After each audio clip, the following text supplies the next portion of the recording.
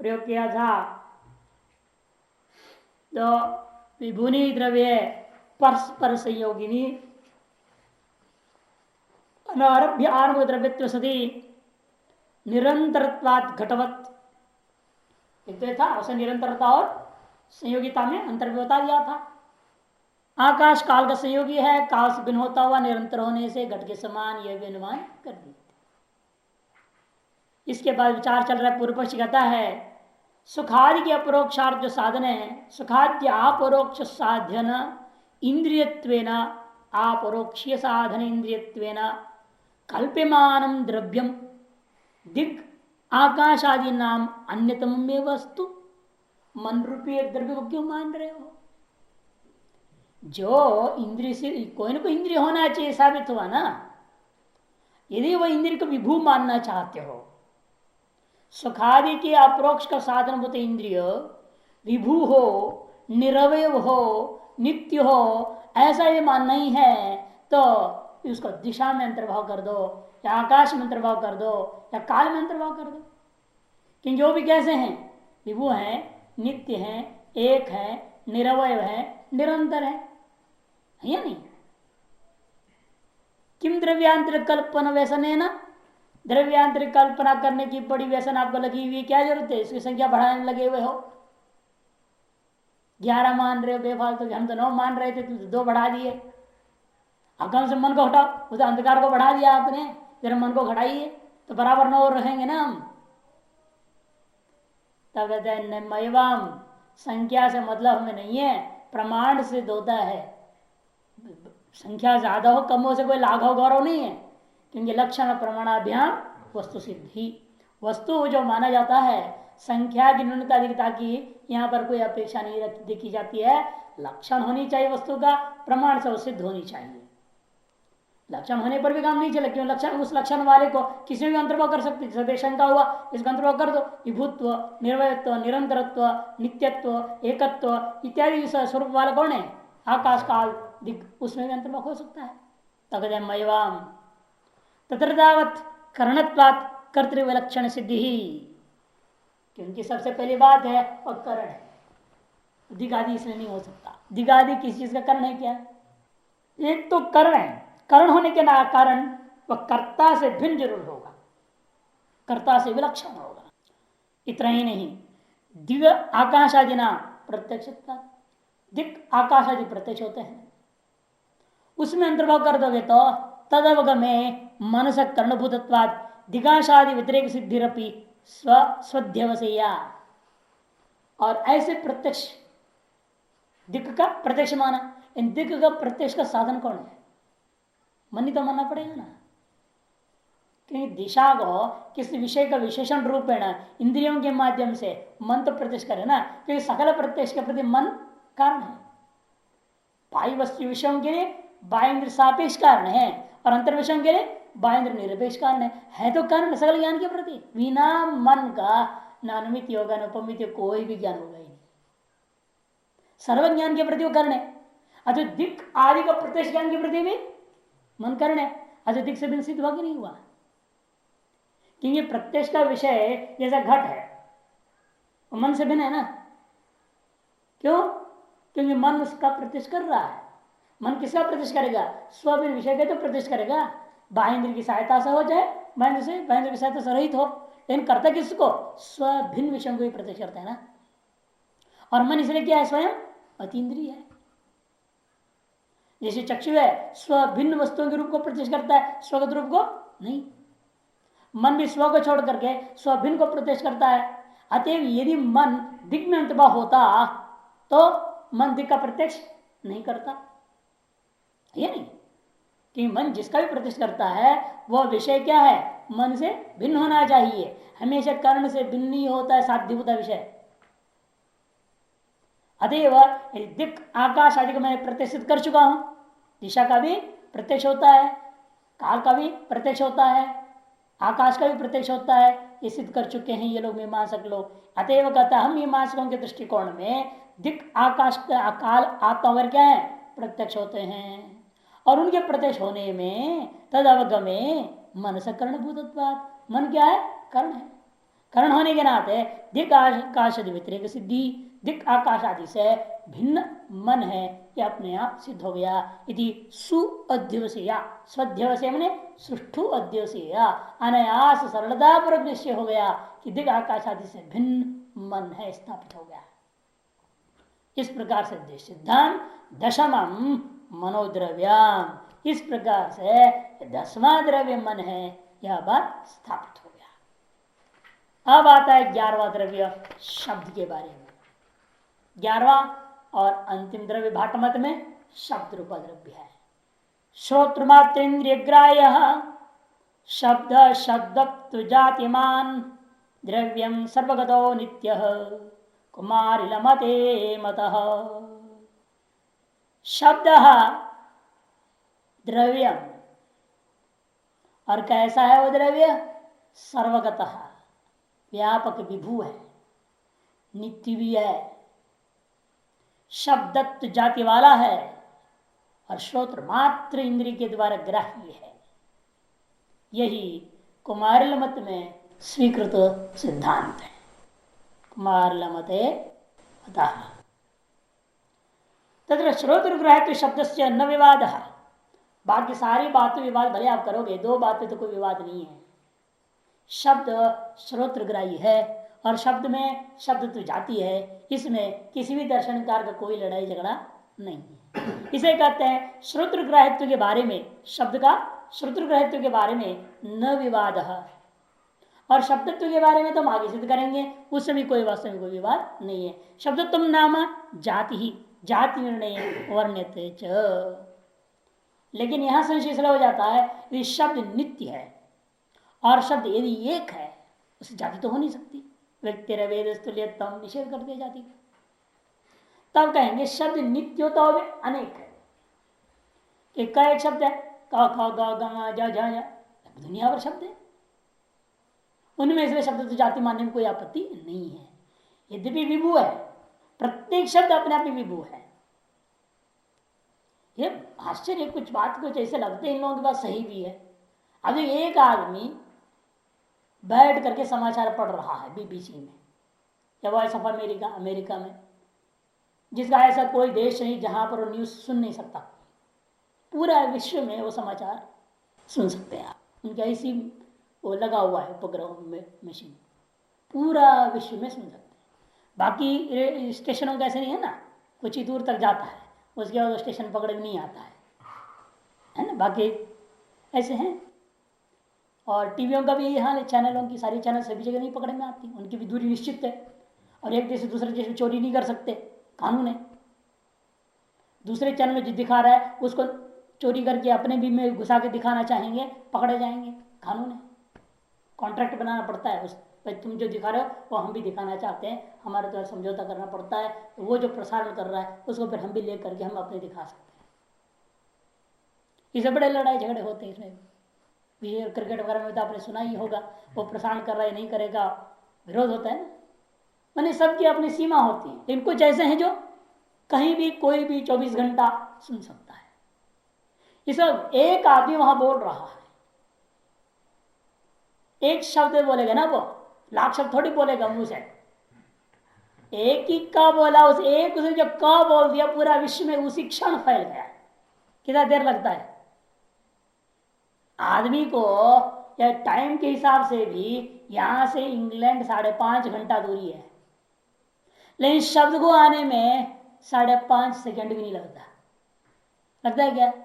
वहां 9 बजे बोला, यहां पे 9 बजे खट सुनाई देगा आपको उसी क्षण। आप मोबाइल से बात करते हो, अमेरिका से आप बात कर लो मोबाइल से, कितना क्षण लगते हैं आने में उसको, उसी क्षण सुनाई दे रहा है कि नहीं दे रहा है? और मान लो उसको 10 लोग सुन रहे हो, जैसे टीवी में होता हजारों टीवियां एक साथ चल रहे हैं, सभी में वही शब्द आ रहा है कि नहीं आ रहा है, और एक साथ आ रहा है कि नहीं आ रहा है। ये नहीं कि यहाँ सुनने वाला पहले सुन लेगा, दिल्ली के नजदीक है ना, हम महाराष्ट्र वाले बाद में सुनेंगे, केरल वाला और देर से सुनेंगे, पहले हम सुन लेंगे बाद में सुनेंगे, ऐसे होता है क्या? एक साथ सुनाई देता है। मैंने अरबों खरबों शब्द बन जाते हैं, एक शब्द उच्चारण किया गया, उसका प्रसारण करने के यंत्रों के द्वारा अरबों खरबों शब्द बना दिया जाता है, और वो एक ही शब्द उतने हो जाते हैं। तो अनंत का सुनाई दिया ना सबको, एक उच्चारण हुआ वो अनंत ककार हो गया। अच्छा उसे कब तो जाति मानी जाएगी कि नहीं मानी जाएगी। इस प्रकार से विभू होने के बावजूद भी, नित्य होने के बावजूद भी, नित्यत्व सिद्धि के लिए एकत्व मानने के बावजूद भी अभिव्यंजक शब्द का अभिव्यंजन जो हो रहा है मुंह से, यह अनेक और अनंत हो जाता है। इसलिए शब्द तो जाति माने कोई आपत्ति नहीं है इत्यादि हम विधा विस्तार रूपेण बाद में जाति की सिद्धि प्रकरण में सिद्ध करेंगे। वियत गुणत्तम शब्द इनको चलो शब्द को गुण मानते हैं, नहीं एक लोग वगैरह।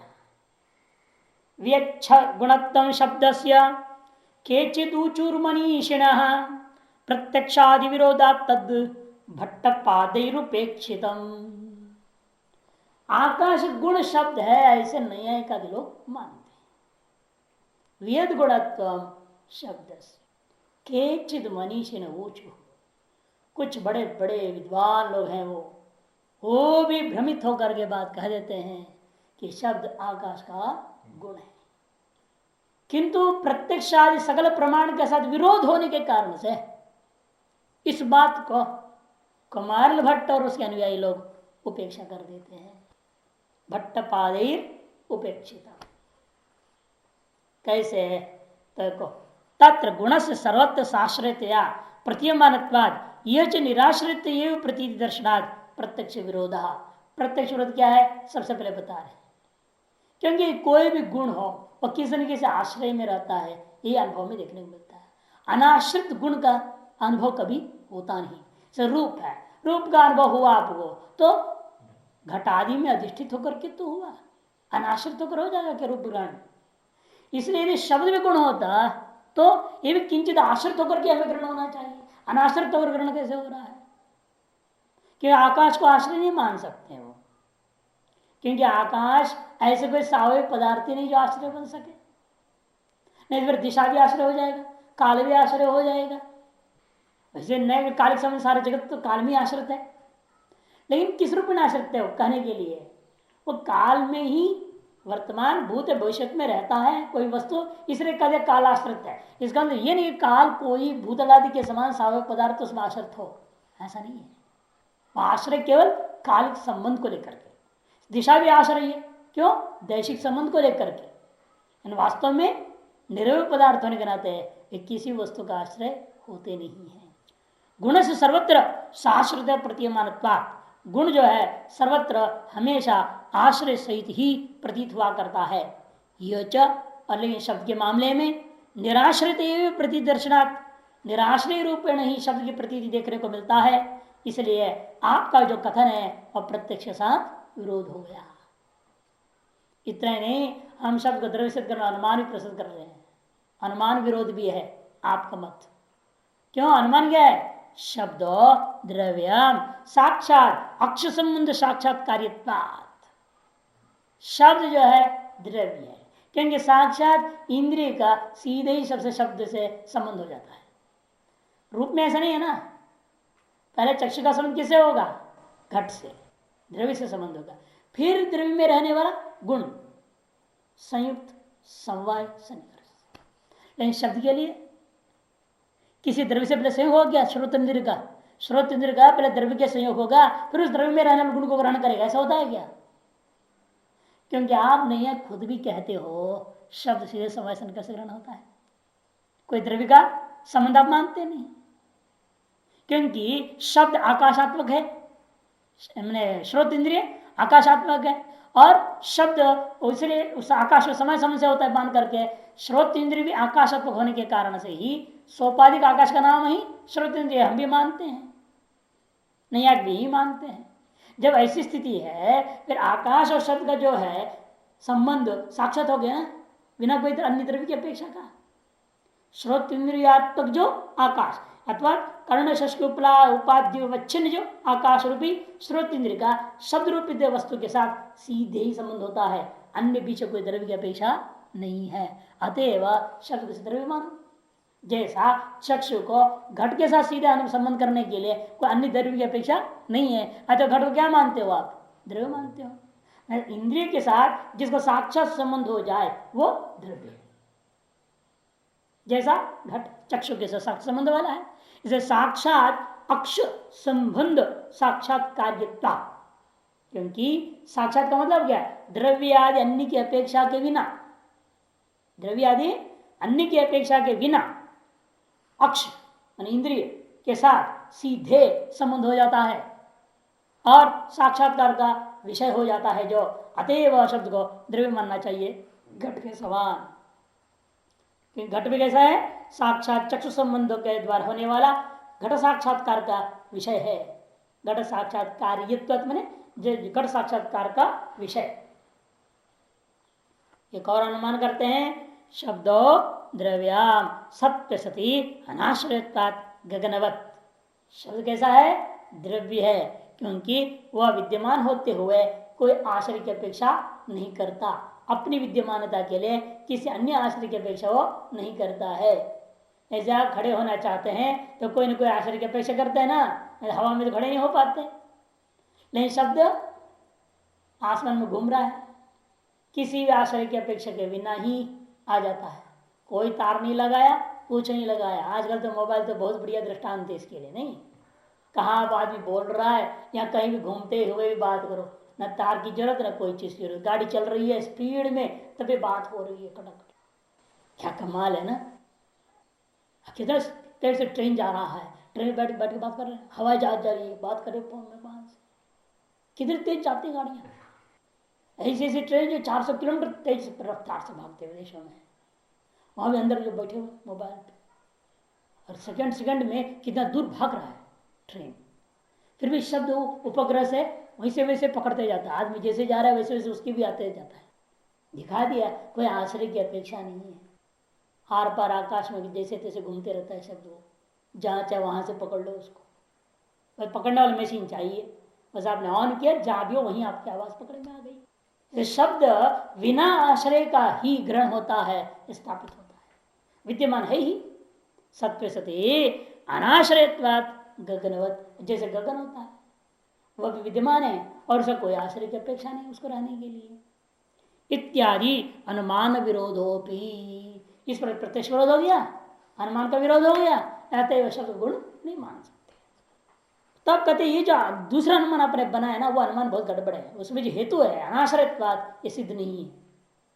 कहते हैं न चास्य अनाश्रितम असिद्धम इति न च वाच्यम, शब्द की अनाश्रित शब्द रूपी हेतु में अनाश्रित रूपा, शब्द रूपी पक्ष में अनाश्रित रूपा जो हेतु है वो असिद्ध है, मैंने प्रसिद्ध नहीं है। शब्द अनाश्रित है, यह असिद्ध है। इति न च वाच्यम, ऐसा मत कहो। क्यों, प्रतीति विरोधात, प्रतीति का विरोध है।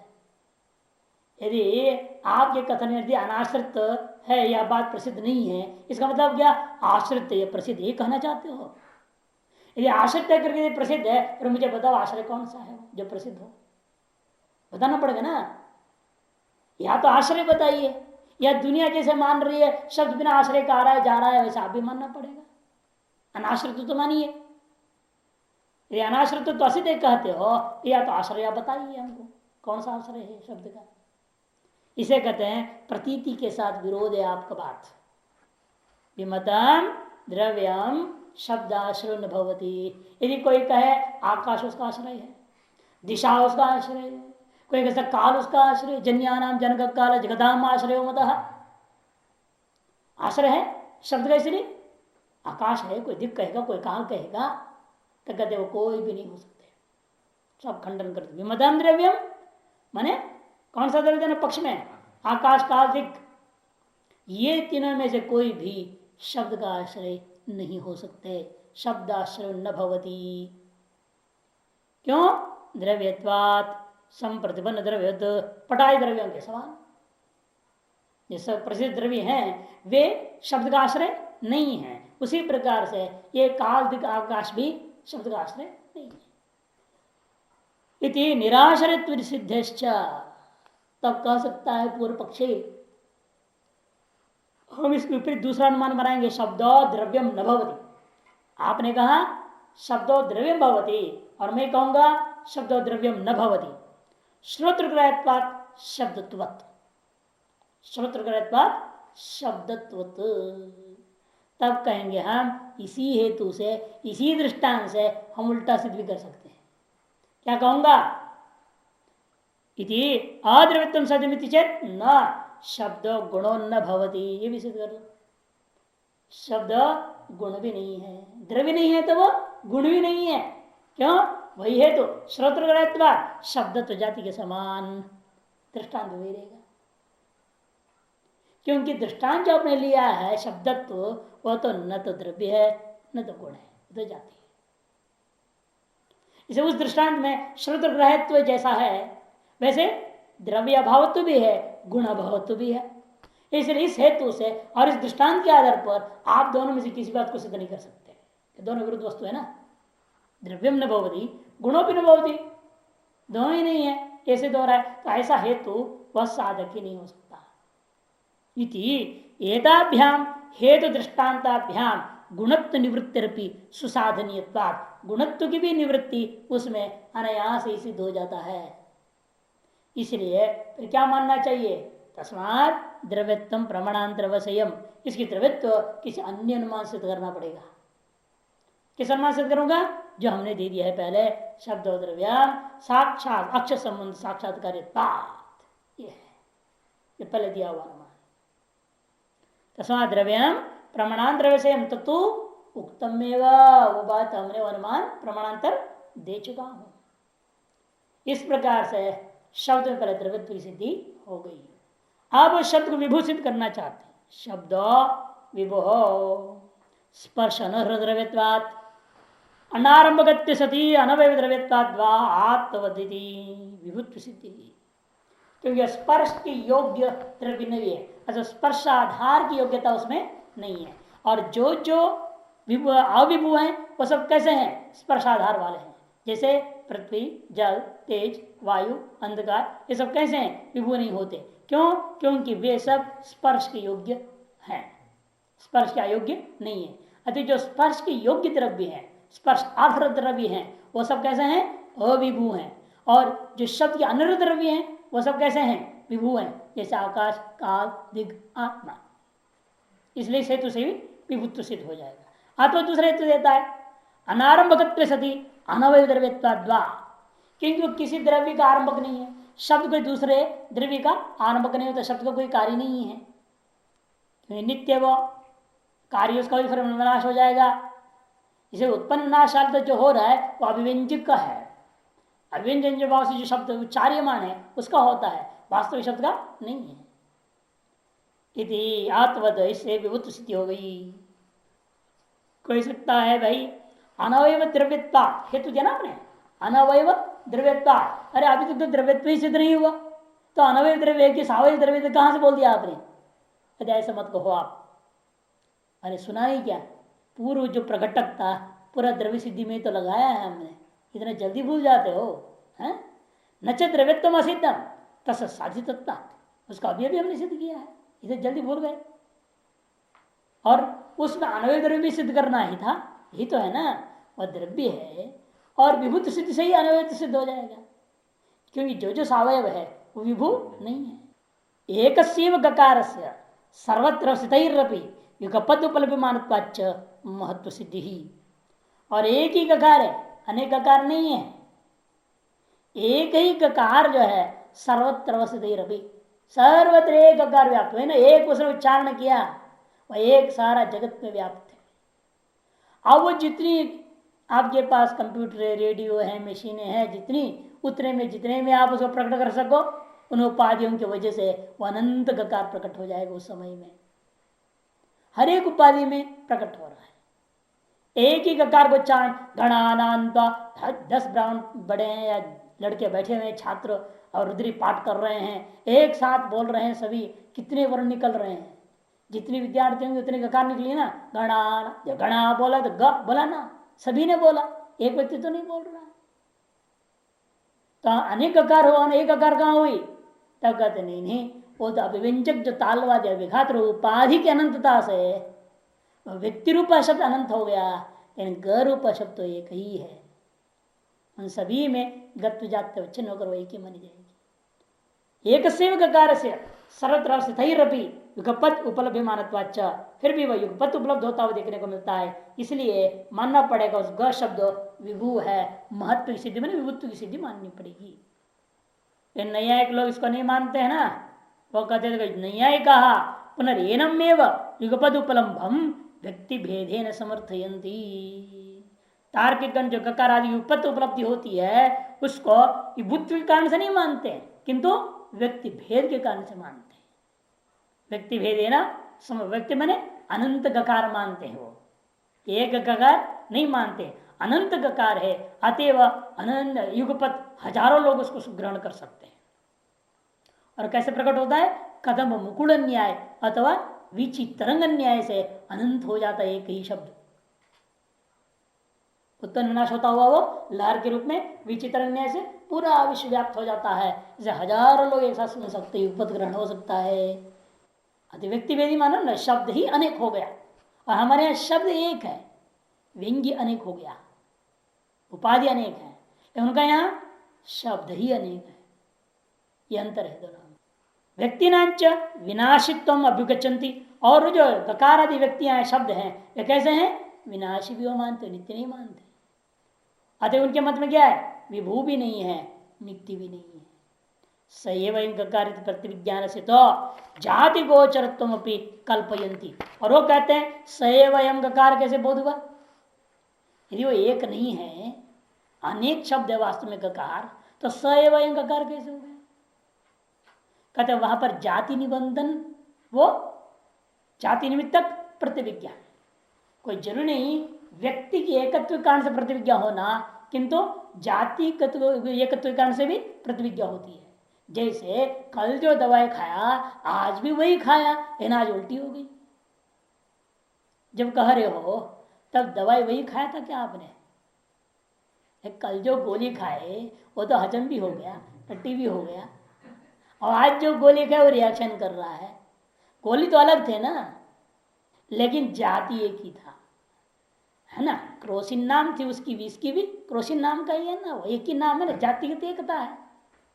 व्यक्ति भिन्न होने पर भी जाति को लेकर प्रतिविज्ञा, वही औषधि मैंने आज भी खाया, व्यवहार हो जाता है। लेकिन कल जो खाए वो कल अलग खाए थे, जो खा रही अलग खाए रहे हैं, और जो बाकी बोतल में पड़ा वो अलग ही दवाई है, लेकिन फिर भी संज्ञा एक हो गया, उसे विद्यमान पदार्थ एक होने के नाते संज्ञा एक हो गई। संज्ञा एक होने से जातिगत वहां प्रतिविज्ञा, वही यह दवाई है। कई बार आप दुकान में जाओ, पर्चा दो, वो क्या करता है, अच्छा वो दूसरी कंपनी का दूसरे नाम वाला दवाई दे देता है। आप कहेंगे अरे अलग नाम है, ये अलग नाम है, अरे नाम अलग है, पढ़ो तो सही, इसमें जो जो है वो भी उसमें वही चीज है। इसे पैरासिटामोल है, उसे भी पैरासिटामोल है, अलग अलग कंपनी अलग नाम से बना दिया है, चीज तो वही है, बोलता है वो। क्यों, वो जातिगत एकत्व है। देखो नाम भी बदल गया, कंपनी बदल गया, सब बदल गया, लेकिन अंदर का माल तदगत जाति एक होने से औषधि में भी एकत्व हो गया।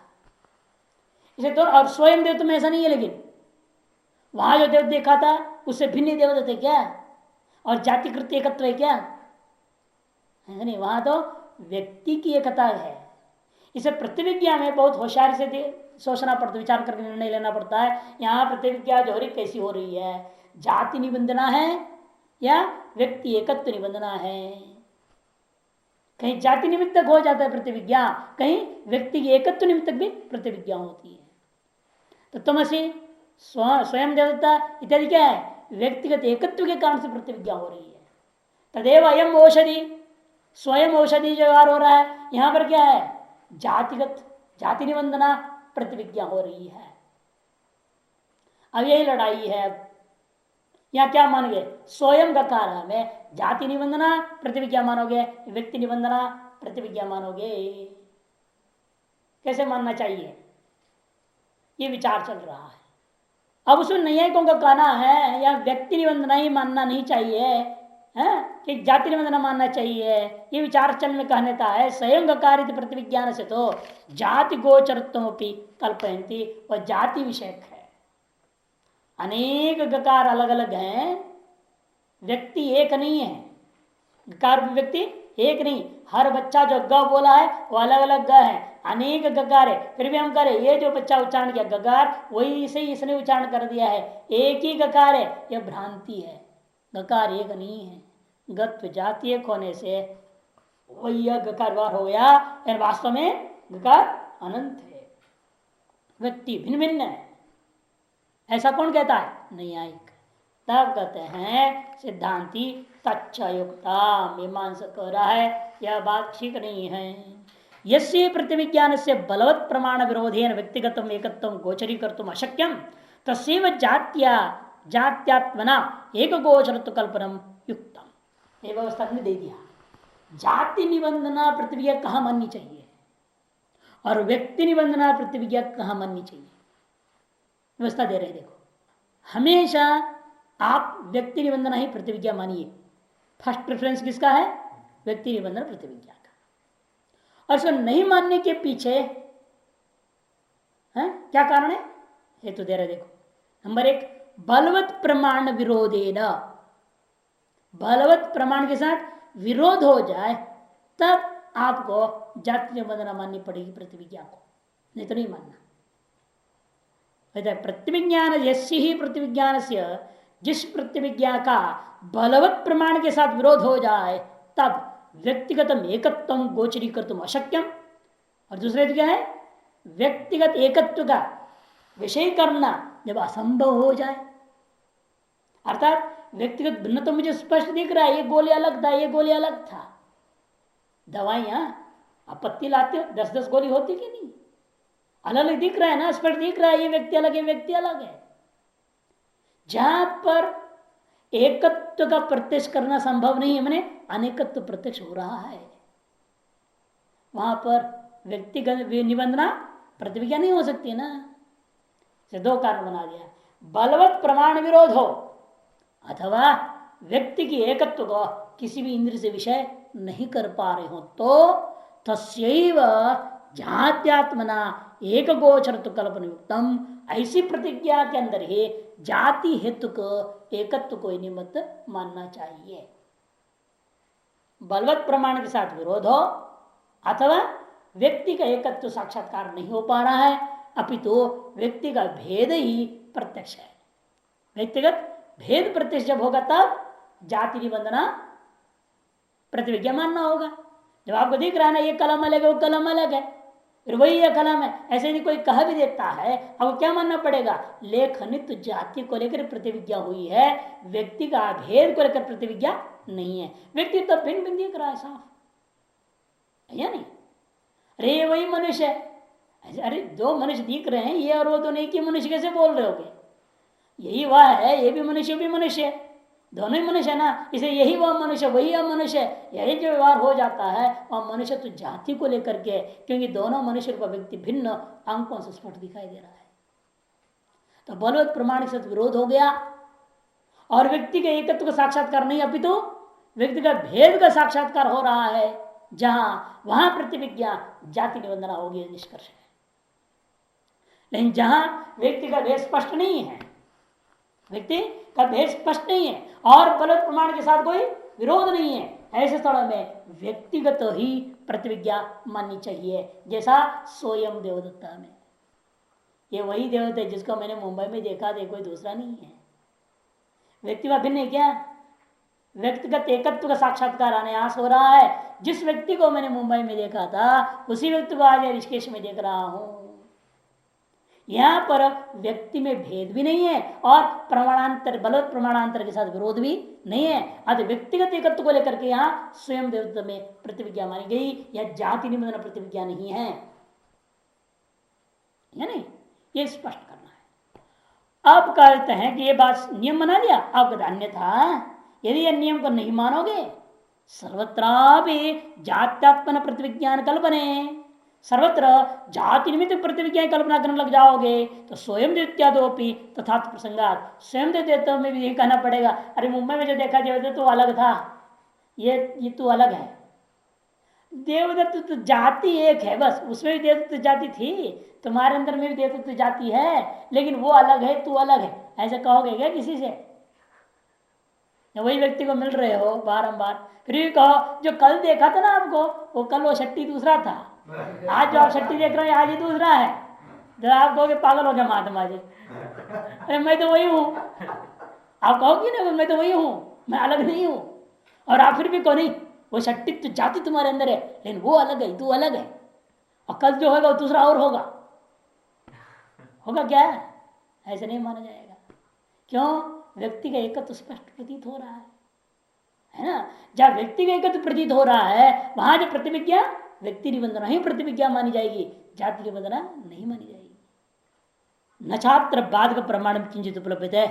और इसी प्रकार से गकार में मामले में आ जाओ, अभी स्वयं गकार में भी व्यक्ति निबंधना ही है, व्यक्ति एक ही है गकार, जाति निबंधना नहीं है।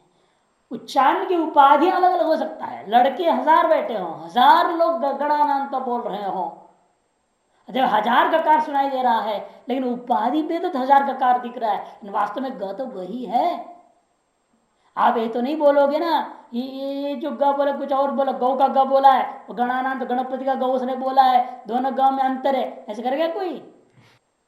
अरे गौ में विद्यमान गकार हो, गणपति विद्यमान गकार, गकार तो गकार है, मुझे कोई अंतर नहीं है। पदावयवत्व में भिन्नता आ जाती है, लेकिन अक्षरत्व में भिन्नता नहीं है। गोपद का गकार ओकार को निमित्त बना करके अर्थ अलग प्रकट कराएगा, और गणेश विद्यमान जो गकार वह नेश को जोड़ करके अलग अर्थ बोध करा देगा, लेकिन ग अक्षर दृष्टिया दोनों में कोई अंतर नहीं है। इसलिए कहते हैं कि देखो नचा अत्र, अत्र मैंने स्वयं गकार इस विषय में कोई बाधक प्रमाण उपलब्ध मुझे उपलब्ध नहीं है, इसलिए यहाँ जाति निबंधना प्रतिविज्ञा नहीं मानी जाएगी, किंतु व्यक्ति निबंधना प्रतिविज्ञा माना जाएगा। अतः गकार एक सिद्ध हुआ, अनेक नहीं है स्थापित। लेकिन पूर्व पक्षी नहीं है, कहते हैं महाराज आप तो बड़े युक्ति से सिद्ध तो कर डाले, लेकिन व्यवहार क्या हो रहा है? लोग क्या बोलते हैं? उत्पन्न शब्द विनष्ट शब्द, भूम कर विस्फोट हुआ, उत्पन्न हुआ शब्द फिर नष्ट हो गया। लगातार बम बम बम होते रहे तो भाग जाओगे, यहां से बैठोगे क्या? कान फट जाएगा है। जहां लगातार बमबारी होता है तो क्या करते आदमी? गाँव को छोड़ के भाग जाते, फिर बम बम करते रहे ना, हल्ला कौन बैठेगा वहां? तो इसीलिए कहते हैं लगातार तो होता नहीं, यहां तो ऐसे ही है कि जो है उत्पन्न शब्द विनष्टा शब्द, शब्द नित्य मालूम होता है व्यवहार के आधार पर इत्यादि प्रत्यय अत्र बाधक, यह ज्ञान ही बाधक है। इति चेत न नित्य तेना सम्मता नाम अपनी, ऐसा कर लग जाओ तो समस्या खड़ी हो जाएगी।